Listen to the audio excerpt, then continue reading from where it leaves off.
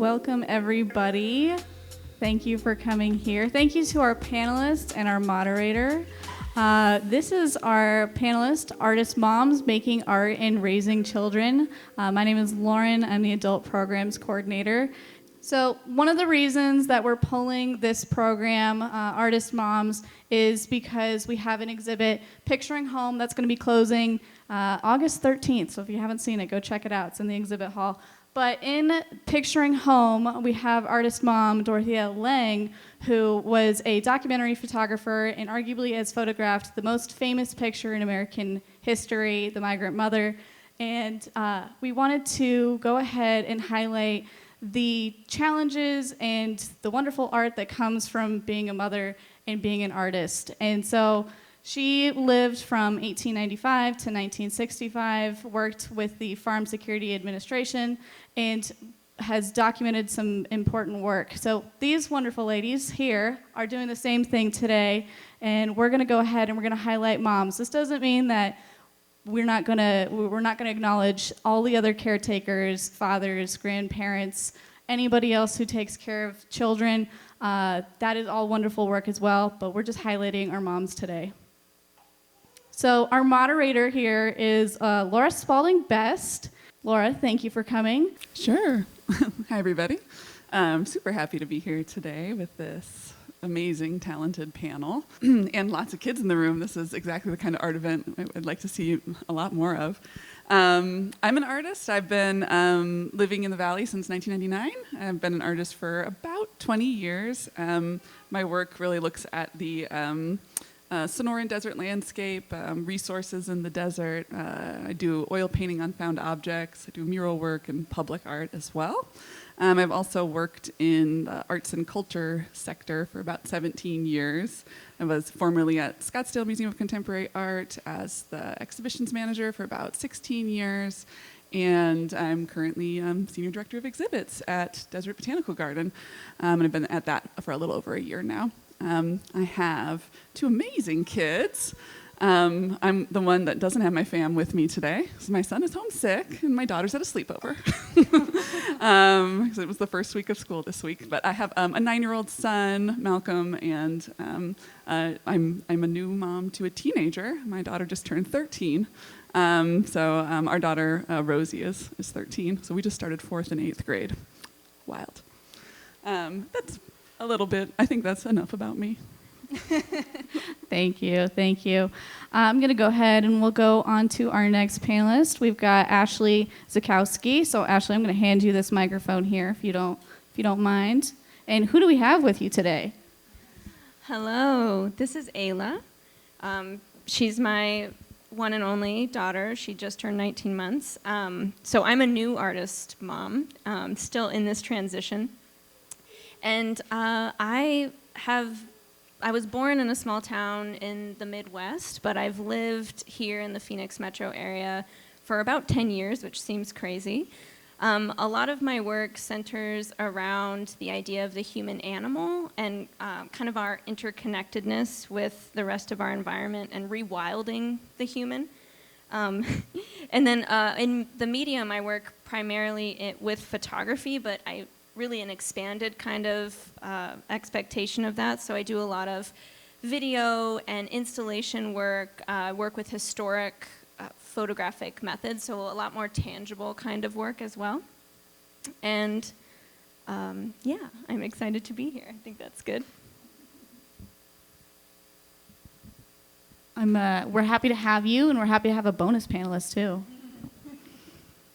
All right, I'm going to move on to Gloria Martinez-Granados. So thank you so much for being here, and we're going to go ahead and get you on that. And if that mic's not going to work, I can bring this one over too. So yeah, my name is Gloria Martinez-Granados. I'm an interdisciplinary artist. I'm also a mother. My daughter is here today, Rihanna. She turned 18, so not such a young kid anymore. But definitely someone who continues to encourage me to be not just a better artist, but a better person. And she's my finest art critique that I can have around. I work in interdisciplinary styles. I don't really have one main practice, but I often do go back to my fiber artwork. I really love working with natural materials, but I also like working with unnatural materials that are just found objects. I think that the process of working with different materials also allows me to be more expressive within my work and kind of finding a way of understanding what it is that I'm trying to say. Most of my work is about my experience growing up undocumented. I was born in Guanajuato, Mexico, and my family migrated to the United States. So I'm raised in South Phoenix, Arizona, which is also something that is profoundly expressed through my work. Thank you so much. And then to our final panelist, we have Sami Lange. And Sami, I'm going to hand this over to you.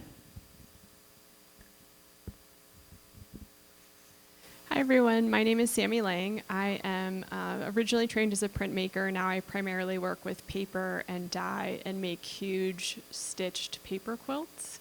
I'm also an academic librarian, so 9 months out of the year I build textbooks and create zero-cost degree pathways for college students. And I just completed my doctoral research in an educational doctorate where I studied the impact for female faculty, full-time faculty in community colleges, looking through the lens of the work-family border theory and how as women, when we work in any industry, whether that's art or education, and we also mother, how we have to manage crossing borders between the work and the family domain constantly. And when I did my qualitative research studying all of the women at 3 community colleges, I was trying to see if there were any patterns that we do as working mothers that we can change or impact by awareness about how we look at our time. So themes of time, themes of border crossing in different domains, and sort of the general experience of what it's like being a working mother are themes that show up in my work constantly. And I'm happy we sat like this because mine are 8 and 9, so I feel like we have this really nice transition. And I've learned a lot from that stage, and I can't wait to hear everything that you have to say, Gloria. So mine are right back there in the basketball uniforms because, you know, as a mother, you're constantly headed everywhere. So we're going to a basketball game right after this. And I will also say one more theme. We got here the day COVID hit. So I've been here for 3 years. We got here March 17th, 2020. We then went into quarantine for a full year where we potted with my grandparents. And so the landscape has a deep, deep influence on my work because I wasn't a native to Arizona. And I basically survived the entire quarantine year by going on walks. And so all of those colors are now just completely infused in my paper quilts. So I'm going to lead us through 3 kind of separate topics for our panel today. And I mean, I think they go from maybe a little of the harder stuff to a little bit of the more positive messaging and hopeful stuff. But you can't avoid the stigma and adversity that's inherent to the relationship between being an artist and being a mother. So the first question I'm going to pose to our panelists is, what do you see as the main challenges to balancing both art and kids? I'm happy to start. I feel like I'm a good person to start with because I think that I'm still working in the transition of this and finding a balance. I have to be totally honest. This first set of questions, I had a moment of like deep imposter syndrome where I was like, I don't know how to do this yet. You know, like I don't know if I have figured this out. So I think for me, one of the things that is really difficult is finding the energy. I remember, interestingly, I was making work even in grad school like 10 years ago, long before I was a mother, when I thought I never would be. I was making work about ideas of the maternal and maternal energy and what that is like. And I remember watching a video that by Tracy Emin, who is a well-known artist, really vulnerable work. She made the installation piece called My Bed, but she was talking about how she basically the whole video was about how she believes that she couldn't be a mother and an artist at the same time. And I watched this video and I had a conversation with my then thesis director about how I felt similarly. I felt like creative energy, whether it's put towards art making or child rearing, all comes from the same space. And that I was like, I don't know if I could do both. And I'm figuring out that I can, but it's different. Like, the making is different, and the way that they weave together is really beautiful, but I can't do both at the same time, or at least I haven't figured out how to do that. So I think that it goes really deep, like the stigmas, and it's also written into our society and art history. Like, I was reminded in a book I was reading recently about the piece by the Guerrilla Girls called something about being a woman artist, the advantages of being a woman artist, and one of them is the opportunity to choose between your career and motherhood. And so it's interesting that it's like woven in, and it's an expectation that it's one or the other. So yeah, I'm still figuring that out, but I think that energy, like finding that energy to do both, is really challenging.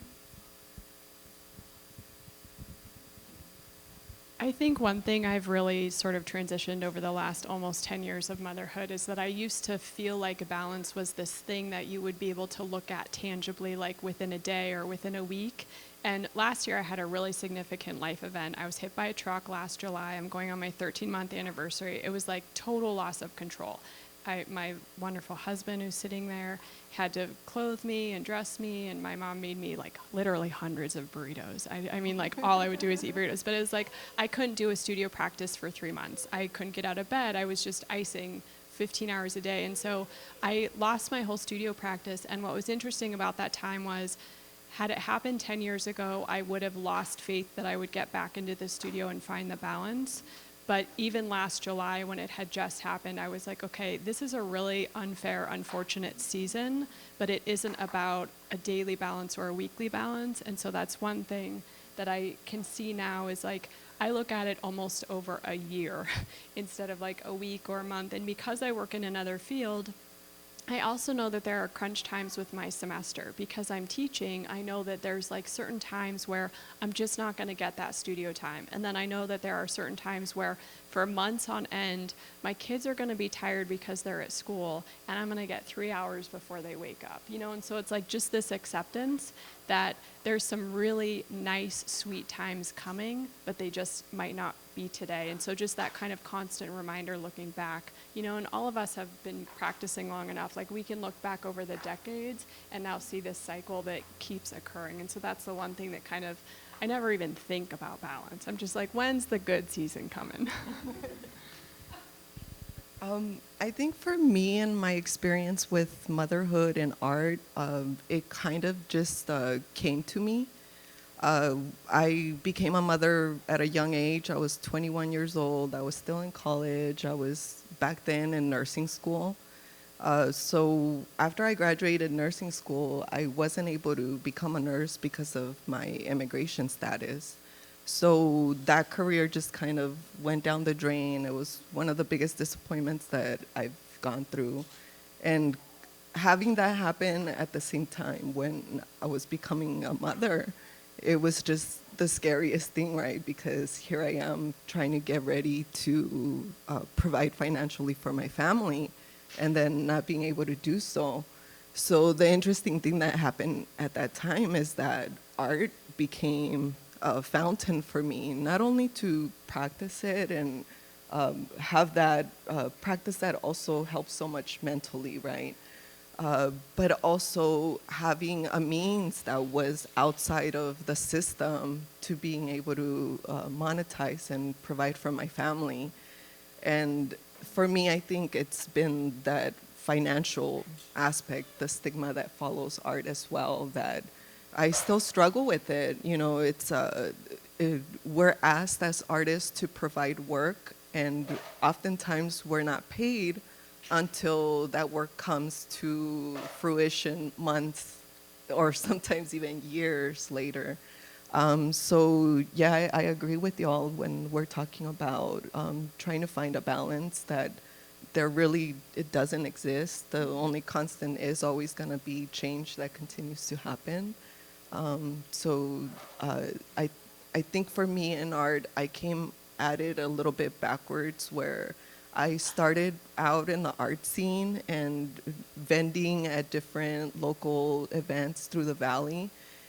So then when I was able to go back to school, it was kind of a joke within my daughter and I, where I was like, okay, now that I'm in art school, does that make me an artist? Am I a real artist now? And we still kind of joke about it every time, like, you know, I come to a new career goal and I'm like, okay, so I'm a real artist now, right?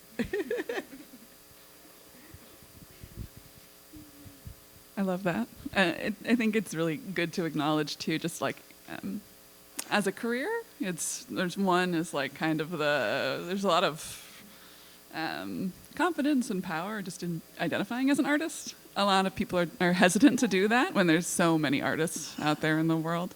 But then as a career, which I think oftentimes can be more outwardly categorized as like a hobby, or that there's a lot of stigma there, but that it's one of the least supported monetarily, really hit and miss. There's a lot of things stacked against different people in the art world if you don't fit sort of the narrow stereotypical idea of what an artist is, which pretty much for every art mother, I think, sits outside of that. We're seeing like this slow change, but a lot of that change comes from support from each other. That's one of the things that I find. We'll talk about this a little bit in a little bit, but the most support or good advice I get is from other artist moms. We're sharing all the secrets today. Let me pull up our next question. Do you draw a line between home and studio? I'd love to know everybody's studio setup, if you have one, and what that back and forth looks like, what those priorities look like. So everything is in flux. I had a home studio set up. That was also my home office so I have basically no delineation between home and studio and work. I'm also an educator. I teach online, so I teach from home. And I remember potently the day when I was still pregnant and I was moving playthings into my studio space. And I was like, this is going to be different. So for me, there's no separation, and that makes it really hard. What I've had to do, what I've been able to kind of figure out is that that I just like squeeze. I love what Sami said about kind of thinking about the creative practice more cyclically or in seasons. And so for me, like, my studio has actually really expanded because now I just like make work in the small moments wherever I can. And since it's photo-based work, I've been taking a lot of photographs even with my phone, and I have ideas for how that will manifest somehow, some way, but it's sort of expanded and collapsed all together, if that makes any sense. But it's murky and it's beautiful, and I'm figuring it out. So based on some of my doctoral work, I started more consciously thinking about the boundaries that I wanted to implement and just looking at kind of what would make me happy and what would drive my practice in a way that felt really authentic. I think there's so much churn as an artist and so much to do when you make art, and there's like such a huge list of everything that you have to accomplish that sometimes you can get distracted, and it makes it hard to like enjoy the actual making of the work. And I always want to kind of start from that place. And so when I was doing my research on border crossing between the different domains, there were 3 different types of boundaries that came up: temporal or time, physical and psychological. And what I found was I started tracking all of my time. I'm really into time use surveys, like super into them. And so I started tracking all my time, and I started looking at it in two different ways. Psychologically, where is my head, versus physically, where is my body, and then comparing those two things and seeing what didn't work. And one thing that I found was I have a really nice studio space. My master bedroom in our home is actually my studio space. Me and my husband sleep in the little room. That was his idea, and I'm grateful for it. And so I have this like luxurious space, and I have 2 flat files, and I built a huge 4 by 5 foot standing work table with my kids. That was like one of our projects. And so it is a space that I can make anything that I want with my paper quilts in, any size that I want, and store anything. But what I found was when I walked into that space, if I do my grading in that space, or I do my other work, or I leave my laptop in there, then I walk into the space and it's the churn. And so I now separated physically. I do all my work a couple virtual days as an academic librarian. I do all that work at the kitchen table. And some of those small choices of just like where I'm physically going to practice have made a huge difference. So for my studio practice, I've taken over the laundry room and the master bedroom. And I'm happy with both of those scenarios. So for me, there is no separation of art practice and studio space or life or family or friends. Like it all kind of just combines together. I think we're creatives. The other aspect of it too with my studio space, when we purchased our home, I didn't even realize that it didn't have a dining room. Like I just like was thinking, it's close to Central Phoenix, where I need to be close by. My daughter was going to school at the Arizona School for the Arts.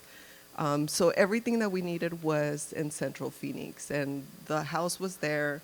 So the first thing we did was we bought this shed, like a storage shed, and I converted that into a silk screening print studio.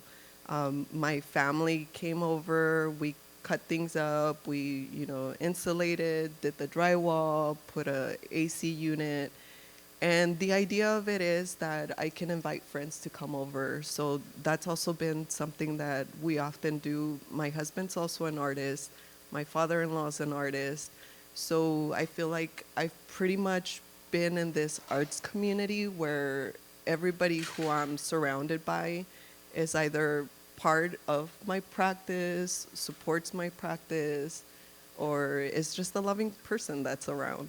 And to me, that community just becomes a very important aspect of it. Whether it's expressed within the art or not, it still does have, it's what provides stability for my own practice. And specifically with printmaking, it's such a communal type of practice. And when I'm using the materials, there's no way that I'm going to use all the materials. So I wanted a space where people could come in.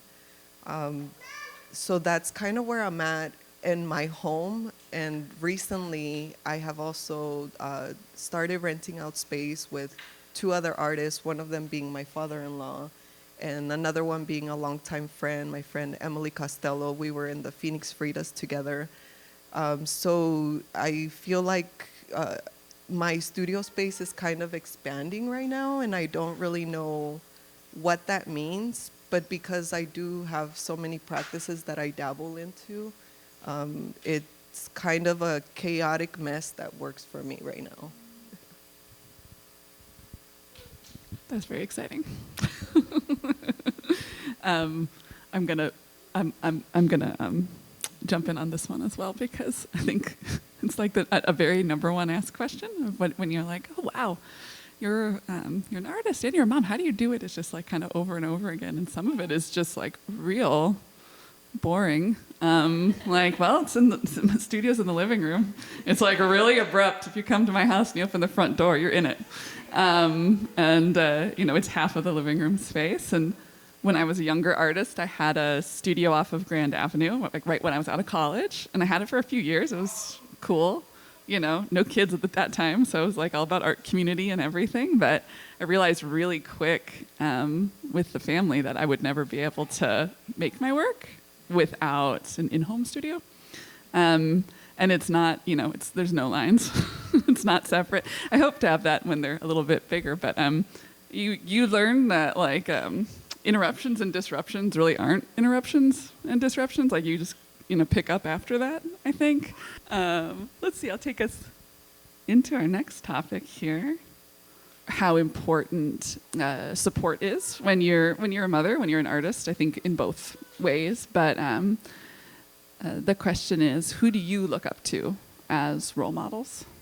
Yeah, so like I mentioned earlier, when I was a young mother, I also became part of a group collective called the Phoenix Fridas, and it was a group of women who identified as Latina, Indigenous, Chicana, and to have just a group of women, right, that really identified with me in a way that I had never experienced community, it was something that gave me a lot of fortitude, not just for me and my own personal expressions, but when we got together, we would have these craft nights, and we would just kind of talk about what was going on during our week and what our kids were up to, what schools each person had their kid in, what the kids' interests were, what types of materials we were wanting to experiment with, what kinds of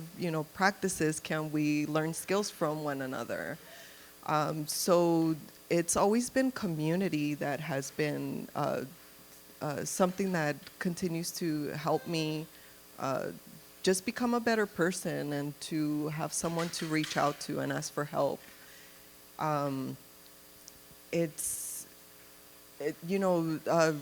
Role models, I think, come in different forms. Of course, my mother-in-law, there's someone that I often look to, and family. But I feel like people in the community are always like the best resources.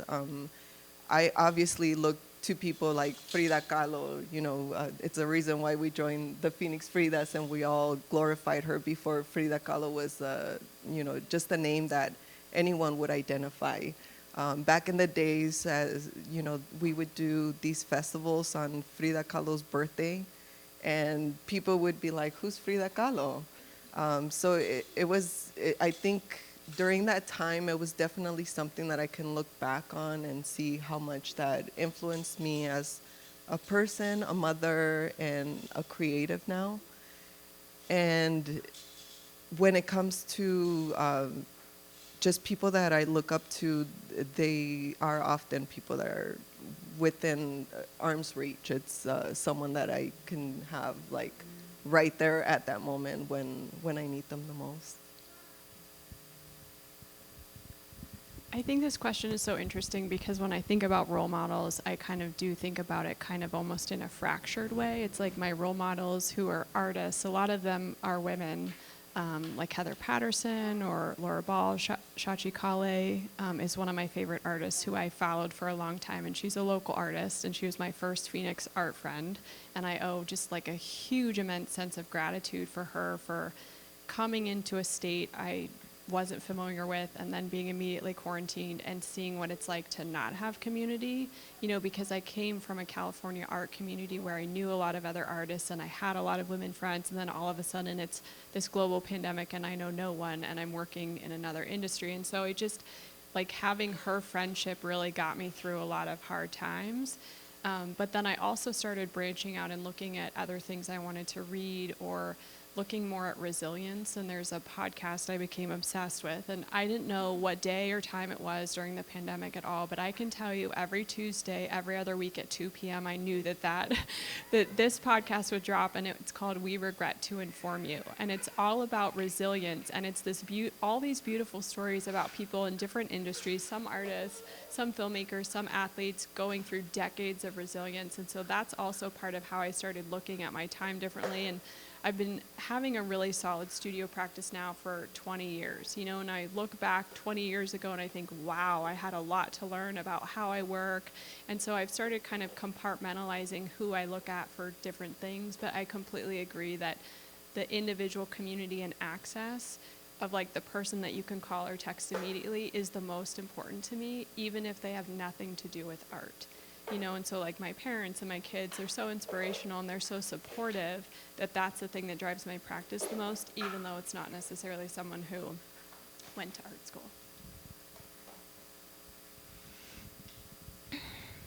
Yeah, I think when I was thinking about this question, my initial answers were kind of straightforward. And I'll mention those people because they're important people, but I have two really important artist mothers in my life that have become really strong role models. One is Betsy Schneider, who I teach with and I meet with during the school year, during the academic year, meet with every week. And so I was able to talk with her every week. We got less work done and more talking done, but it was really important for me. And I was able to talk with her through my pregnancy and into my postpartum and now, and just her support and that sort of community, because we're meeting virtually, was maintained all through the pandemic, and it was amazing.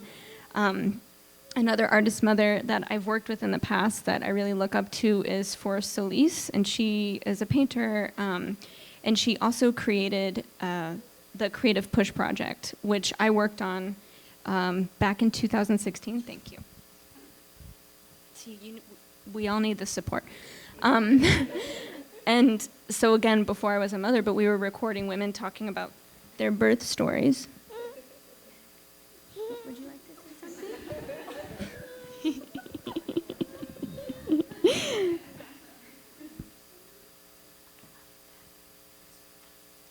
But I think through this conversation, thinking really about community, I feel like that community aspect is the most important part. So those two women are part of my community, but I'm just now thinking about how other people in my community have also been really supportive. My husband is also an artist, and I have a wider group of friends who are artists. Like we've been, both my husband and I are artists. We also have been like just surrounded by artists since we've been living here.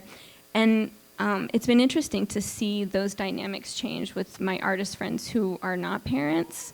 But I had a moment where two of my artist friends came over who were not mothers, and we were just all kind of lamenting similarly about our, lack of studio time. And, I was really getting kind of intense about not being able to have the time. And I was like, I just haven't been able to make anything.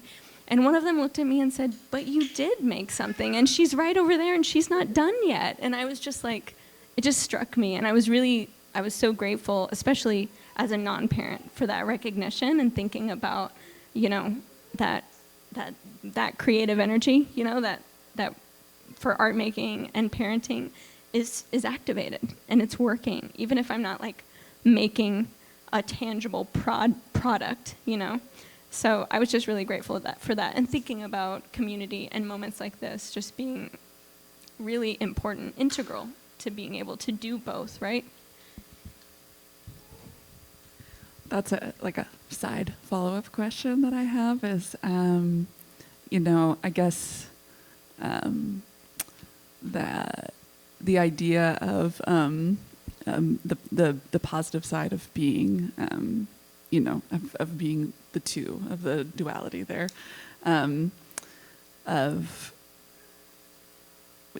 does making your artwork make you a better mother?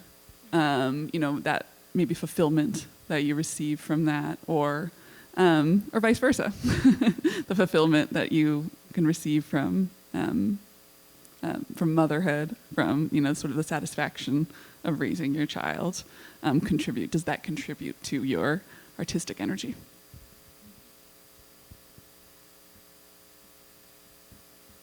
Yes to all of the above.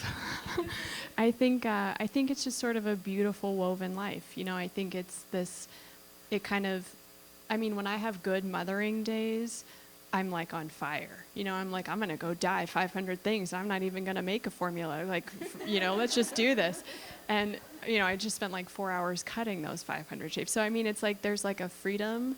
But then on the other side, on the days when mothering is hard or your kids are sick or, like everything didn't go well, like I have shorts I need to change into in the car and they're wet because I forgot to put them in the dryer. Like, and I'm going to go in wet shorts to a basketball game after this, like those little moments where you're like, oh, how annoying. But it feels like, okay, I'll go into the studio and that's my self-care. It's like, and then there's bad days in the studio where you're like, forget this, it goes in the trash. And then you go like take the kids to Dave and Buster's or, it's like, I think you kind of have to like move it back and forth to like, make each one kind of make the day a little bit better. That's been my experience. Yeah, I love that answer. I think for me, I've never felt more inspired as an artist. Like I have very little time to actually like manifest a lot of these things, but I just feel like I want to make so many things and I have so many ideas. And what I'm just starting, like literally within the last few weeks, I've been able to like change my expectations and mentality around my studio time to incorporate more play. And that has felt really refreshing. And it's inspired directly by watching my daughter experience the world, right? And like just releasing like the idea of I do a lot of conceptual work, so I oftentimes have, ideas, and then I'm sort of like illustrating those ideas, and it changes, in the process. But it's been a long time since I've just like sat down with some materials and just like played and experimented. And so I think that being a mom has helped inspire my art practice in that way. And then also, to Sami's point, like, when I take those moments, even if it's 5 minutes, to create something, it fuels me to be able to come back and thank you, I got it. To be back and play with my daughter and have just this sort of renewed, revitalized energy. I'm going to pass this on.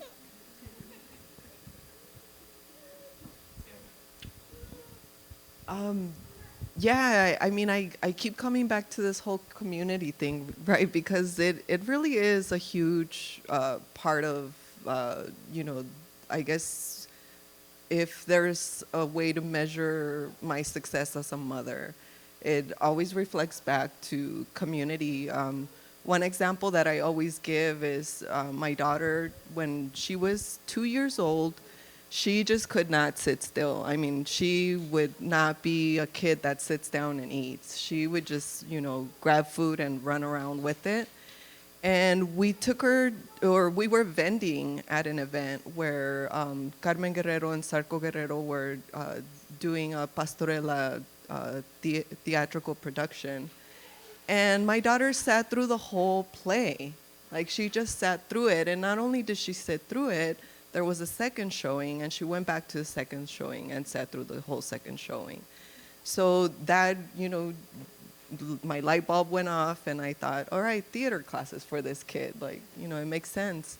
So I found this organization called Rising Youth Theater. Her first performance with them was when she was 8 years old, and now she's working for them. So it's such a full circle to reach at such a young age within community. And whenever, people compliment me on my daughter and tell me I did such a great job raising her, I don't take the full credit, because I know that it wasn't just me. It was definitely all the artist friends, like my friend here, Jose Benavides, who's in the audience today, and every other artist friend that has been around. I feel that with kids, just being in that type of environment, it really connects you to other individuals. Oftentimes our society pushes the whole stranger danger idea, but it kind of cuts you off at the same time. So I think making those connections to unknown people in safe spaces is something that we greatly need, because it like the proverb says, right? It takes a village to raise a child, and it really does. I couldn't have done it myself. Like I said, I was 21 years old when I had my daughter, and just having all of that support has made me a better mother. Not to undercut my energy that I put into raising my child, but it definitely wasn't just me. It was a whole lot of support system that I had around. And then my daughter also being integrated into an art school where she wasn't just learning academics, she was also, playing piano, singing in the choir, being part of the theater, I don't know what you would call it, ensemble classes. She's the first one to go into the performance arts in our family, so we're like learning new language too. But yeah, it wasn't just me. Community does have such a big impact in the way that individuals are formed. So to me, that was the force that not only allowed me to be a better mother, but also what I needed as a creative to be able to express the ideas that I have.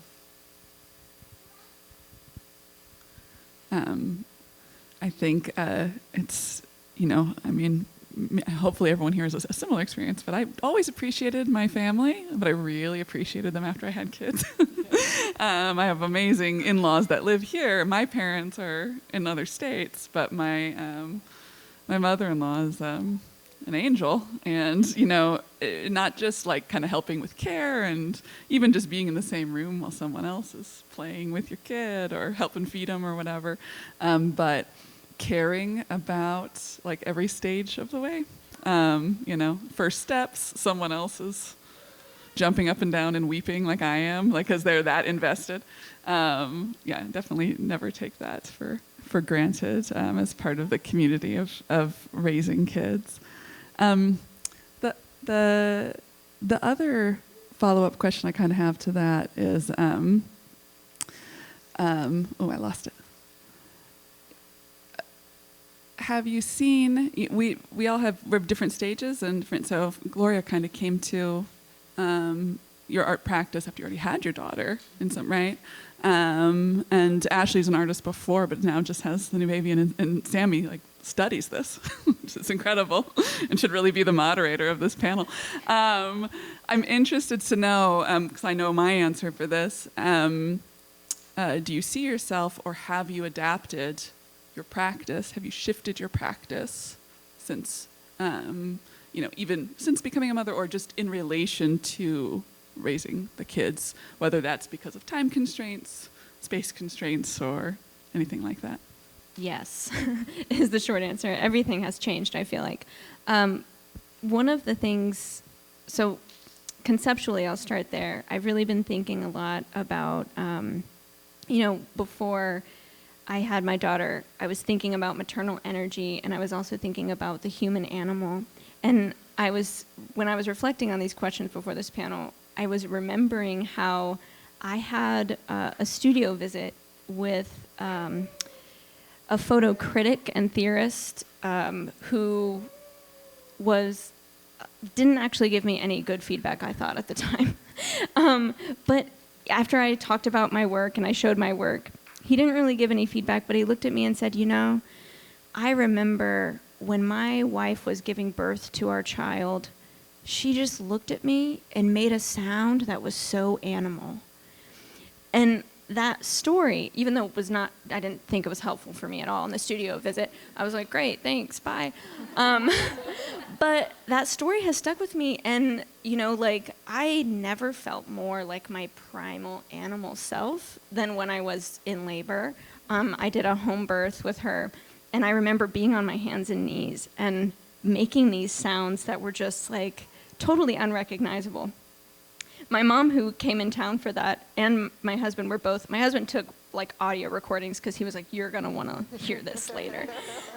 And my mom took, she is not a very good photographer or videographer, but she is a documentarian for sure. And I have this archive of hours of video. I haven't been able to watch any of them yet.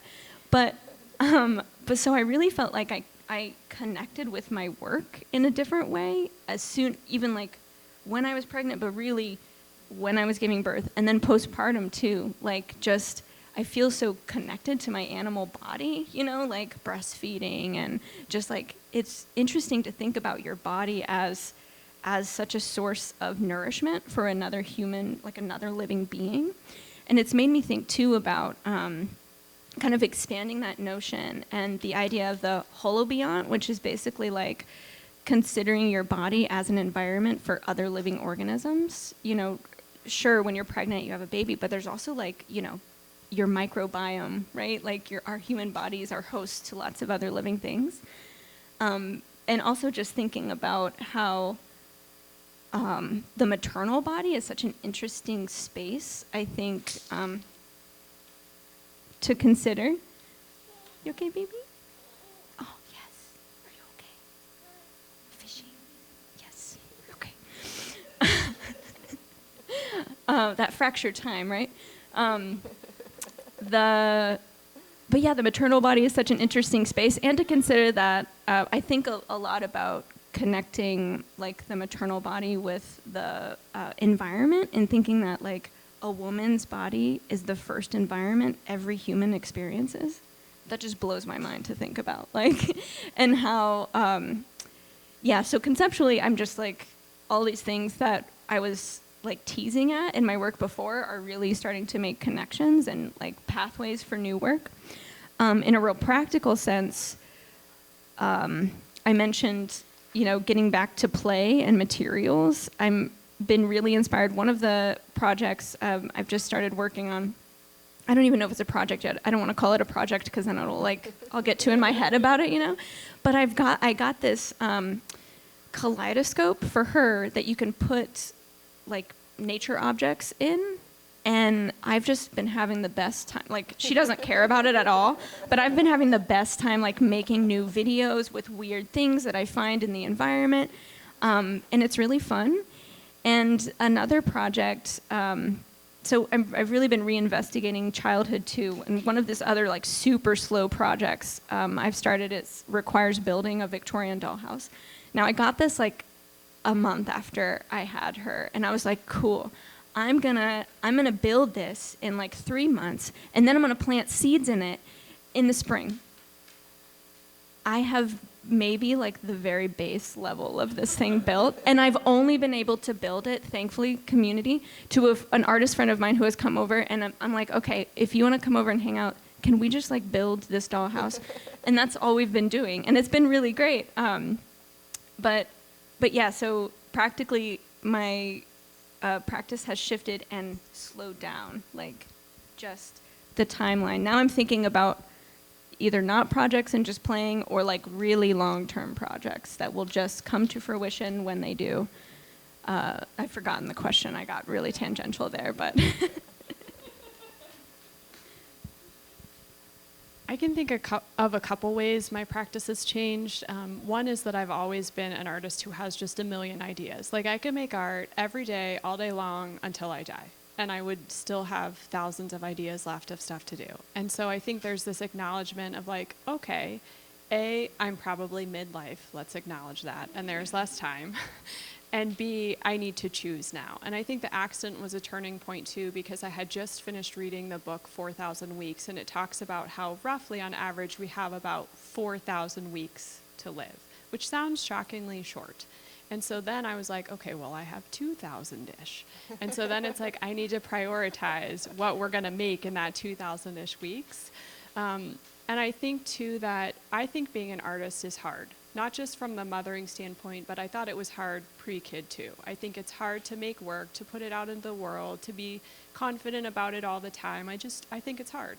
And I think that I used to think I had to have my brain on in a certain way all the time. Like, I'm in the studio, this is hard, so I need to be focused, I need to be making decisions, I need to be experimenting and practicing and thinking about everything conceptual about this. How does this tie in with my research? How does this tie in with my experience? Like, I wanted everything to kind of be perfect, and I think because I'm a mother and I'm busy, I make a lot more decision points early. Like, now I know what my paper quilts are going to look like kind of when they're done. And so I need to make 50 decisions because I need to have those decisions mentally already locked in so that when I have that 5 minutes, when one kid's going to the bathroom and the other kid is looking for something that I know where it is, but I'm not telling them because I want that 5 minutes, then I'm going to die the next 300 things because I know that when we get back from the basketball game, they'll be ready for me to lay out. And then when I have 2 hours of childcare the next day, I can start taping them down.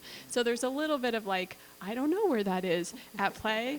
And then there's a little bit of sort of a mental shift of like, I just need to have a list of 15 things I know I need to do next instead of think about it at every single stage. Because I know I will have blocks of time, and those quiet hours are the decision times. And then all those little fractured moments are the moments where it's like, okay, 300 are getting dyed blue, 200 are getting stitched. I'm testing out these techniques for this. And so it just, I don't know that I necessarily changed the actual product of my work. Like, I'm still making paper quilts, but I changed how I think about it and when I think about it. Yeah, and like you mentioned, Laura, I didn't have an art practice before becoming a mother. I became a mother first. So I think for me, it's become more of like a collaborative type of relationship with my daughter when it comes to art.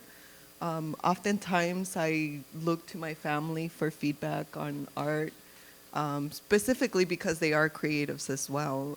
So my daughter being interested in art as well, and now studying film. She's been making movies ever since the iPad came around. As soon as the iPad was a thing, she was recording everything and just, making these little sets with her dolls and recording her own movies. And now whenever I'm doing a project, I actually hire her to do the work for me. And of course, I give her credit and I pay her as well. But I feel like with my art practice, she's definitely a huge particle of it, whether that's just in providing feedback, being around and supporting me by bringing me something to drink, something to eat while I'm busy and I can't, tend to myself. She comes and she shows me these ways of love, right? And also just her connection to other relationships now. It's we talk about it often now when we go out together. We meet people that we're both friends with, which she's like, that's kind of weird, Mom. Like, because I'm older or they're younger or whatever it is. There really isn't an age gap, right? It's like multiple ages, multiple generations fit into art. And I think having those types of friendships are also something that's greatly important for any individual. So I see her more as a collaborator now and a confidant when it comes to me being within vulnerable spaces with my art. Like I said, I'm all of my art is informed by my experience as an undocumented person and now as a documented person. And just having such a politicized life where there's a lot of insecurity and uncertainty, I think art definitely becomes that tool for us to be able to have these discussions together and be vulnerable with one another. And it greatly helps me to be able to then talk in a broader context about them. Thank you. Those were wonderful answers. I like what you said, Gloria, about one thing that I definitely find among artists is there's not really, it never feels like an age gap. Whether it's like an emerging artist that you're like, how have I not seen your work before? And they're like, oh, it's because you're 21 or something. And then I remember one time I took my mom to an art opening with me, and I was talking about my friend by her first name the whole time, and then she was there, and I introduced her. And afterwards, my mom was like, she's older than me. It was like, it's funny. I didn't even think about that, but there's something that happens with the kind of with art community that does feel that way. Like it's, I don't know. I feel like we all relate to each other in that way, even if you have more of like maybe a mentor or kind of relationship. But in that secondary part, is like the timeline of being an artist, a lifelong timeline. You know, it's not something you retire from. That's something I still like carry with me a lot, and it came from, I don't even know what the quote was, but it was more like seeing a portrait of like Alice Neal and like when she was in her 80s or something like that, and a self-portrait.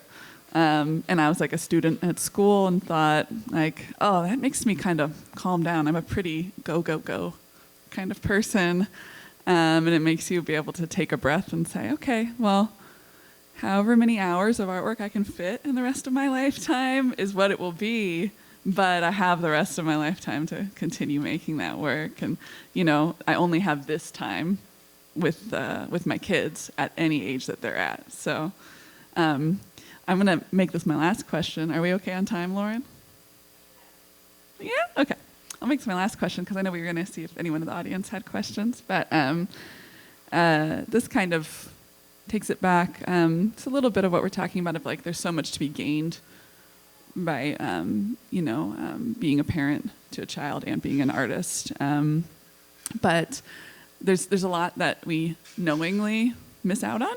A lot of art events are not really made to bring your children to them, and a lot of art events happen at bedtime, and there's a lot of things that are just kind of systemic in the art world.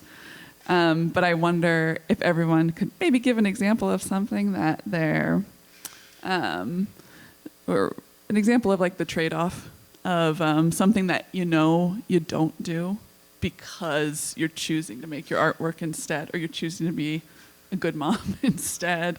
And then, maybe something that's kind of an example of the reverse of that you wouldn't have had otherwise. If you weren't doing both. I choose not to exercise. There's a couple things like that just, there's like, that's the bottom of the list. So I do my daily walk and then I don't exercise. No, but I think that one thing that's really beautiful about being an artist mother, and particularly with my space right now, is that my studio is really open. The kids are welcome. Even though it's my space and my paper quilts are all over on the wall and it's my stuff, there's always a space for them. They have their own drawer. They have their own supplies. Like when I'm up early, I lay stuff out for my kids when they get up on school days to come in and do what they want to. And that cycles, like we're in a cycle right now where my kids are like, no, thank you. I would rather lie on your floor and talk to you while you're trying to read something. But there are months where like they'll just be super into lino cuts and then they won't be. And then they'll be super into watercolors and then they won't be. And so that's something that is just beautiful. I love getting little notes on my studio table. I love when my son was 2 and 3, I cut a lot of circles. And so I would get these really wonky, ugly, glorious circles. And it'd be like this square circle. I'm like, well, I didn't do that. So it's like, it was a little gift from my little kid, And so that's something beautiful that inspires me every single day. Your example about the art openings, I think I've been to one since I've been here for 3 years. And that, you're right, it's the bedtime thing. That's the one thing that I do give up. And I do think that's a way to build community. And so that's something that I've really missed. I haven't solved that dilemma yet, because your other point about, this is their time, I just really want to take in every single stage. Like it goes so fast. And 10 years from now, they'll be in college. And I don't want to look back and think, oh, gee, I finished that paper quilt, but then I missed these things with them. So I'm throwing down the kid time right now. And that means I choose my paper quilts more selectively for right now.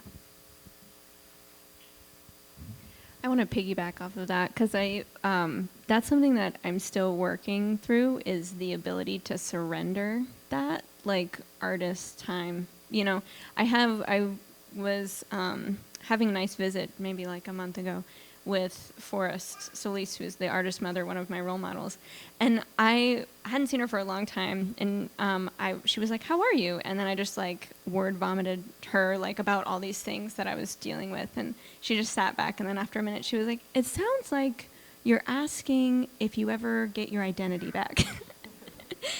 And she said to me, she was like, you will. And then she said, your life is actually really long. And so when I had my child, I was just like, this is my job now. Like, and thinking about, between her comment and then my other friend's comment, thank you, about about her being like, something that I've made, I like thinking about her, like, and mothering as like a work in progress has really shifted that mentally, you're talking about those different sort of like divisions and that sort of like psychological space has really shifted, even just recently for me. Where I'm still going to be able to find these moments to make work, and it's just like I'm always going to be making something because that's just part of like who I am and what fuels me. But yeah, like someone said, you only have like 18 summers with your kids, like when they're little, and like just breaking it down like that, I was like, yeah, I need to be here in this space right now, and that feels really important to me. Missing out on art openings, yes. A friend of mine just recently was like, I got Sylvan Esso concert tickets. I got one for you. And I was like, yeah, I can't go to that. It's like, I can't even imagine what it'd be like to be out of my house like after 7 p.m. Like, what is that about? I don't know anymore. So yeah, I think those kind of things, you just sacrifice. And it's a season, right?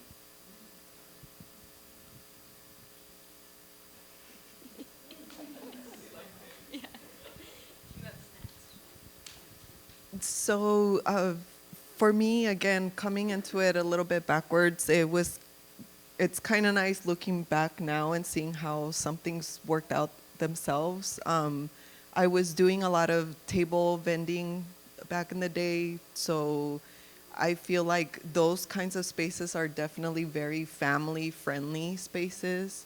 So at the time, I was making jewelry, which I could make at home and then go and vend it. So then my daughter, being 6, 7, 8 years old, I would tell her, if you help me sell, I'll give you a cut. So it gave her these great skills on being able to talk to people, doing math, packaging stuff up. So I can even see it now, right? Being that age and taking her to an exhibition, there's definitely, that's not a kid-friendly space. But I also feel like that's what's great about art, that there are so many paths within it. So there's choices that we can make. One personal one that I cannot partake in at this point in time is traveling. So traveling outside of the state for residencies would just be something that I just can't do at this point in time. Financially, it's not something that I could sustain within my practice. Traveling out nationally is out of the picture because of my DACA status. So I feel like, again, that's the beauty of art, is that there are those different choices, and it was actually one of the reasons why, instead of me choosing to go back into a healthcare field, I chose to go into a creative field, because it is, the degree itself doesn't really get you a whole lot, let's be honest, right? But I think it's the creative aspect of it and those skills that we learn within it that really allow us to think outside of the box and to look for different solutions. It's very challenging, but at the same time, there's options that I feel that in other systemic careers, it just doesn't exist. So I'm grateful for that. That's a good point too. And there's such there's a pretty good history there of women and different groups of artists creating new space. When there's, when you're talking about, there's so many different pathways there. So sometimes what we know can be very sort of excluding is a very narrow view of like what the kind of supposed art world is, which is slowly shifting as well, but is like rooted so deeply in a lot of things that are probably not going to see radical change, in real ways in the next decade or so, but hopefully. And I think it's more about just writing what your own space is and deciding what you're good with missing out on, because there's a lot of that kind of FOMO, I would say sometimes, when it's like, I know I've said that on an exit hundreds of times, like to a group of people that maybe look at me like, what? I'm like, it's like 7, so I gotta it's bedtime, or I gotta get back, and they're like, well, we're gonna go get cocktails after this. Like, that sounds incredible.